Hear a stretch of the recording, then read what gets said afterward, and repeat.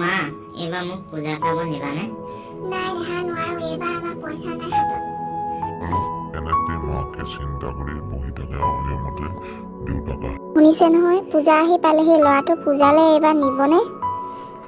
নিবিয়ে, আজিকালি কাম বনো নোপোৱা হলো। খাবৰ কাৰণে যোগাৰ কৰিবলৈকে মোৰ হাতত পইচা নাইকিয়া হৈছে। সেইটো বাৰু হয়, তথাপি ল'ৰাটোক পূজালে নিব পৰা হেন ভাল আছিল, নহ'লে সি মনটোতে বহুত দুখ পাব। ময়ো জানিছোঁ, কিন্তু তথাপিও মই সদায় কাম বিচাৰিছোঁ। তথাপিও মই কোনো দিনে কাম পোৱাই নাই। আপুনি কাম বিচাৰি কাইলৈ এপাক গাঁৱলৈ যাবচোন, কিজানি কাম পায়েই ক'ৰবাত। হ'ব বাৰু দিয়া, কাইলৈ মই এপাক গাঁৱত গৈ চাম। এতিয়া শুই থকা ৰাতি বহুত হ'ল। ৰাতিপুৱাই দেউতাকে কাম বিচাৰি ঘৰৰ পৰা ওলাই যায়।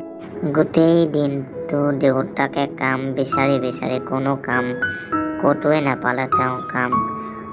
তেওঁ কাম নাপালে ঘৰলৈ একোকেই নিব নোৱাৰে। সেইবাবে তেওঁ আকৌ পুনৰবাৰ কাম বিচাৰি বেলেগ এখন গাঁৱলৈ যায়।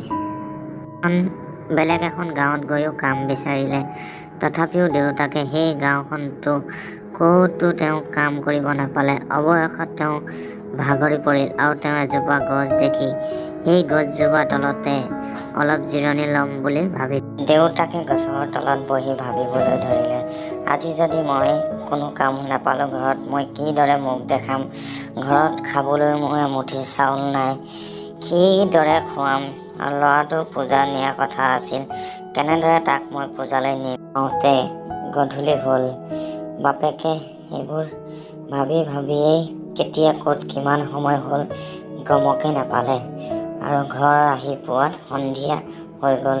আৰু সেই সময়তে তেওঁ লাহে লাহে ঘৰৰ ভিতৰত সোমাই আহে, আৰু তেওঁৰ কথা তেওঁ মানুহগৰাকীয়ে চিন্তা কৰি বিচনাতে বহি থাকে। সঁচাই যে মানুহজন আজি ইমান দেৰিলৈকে ক'ত গ'ল, ঘৰ আহি পোৱা নাই, তাকে চিন্তা। আহি পালেহি, আজি কি হ'ল আপোনাৰ ইমান দেৰি হ'ল যে?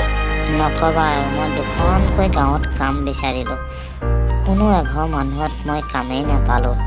তাকেই মই ভাবি ভাবি মই কেতিয়া টোপনি গ'লোঁ গছৰ তলত গমেই নাপালোঁ।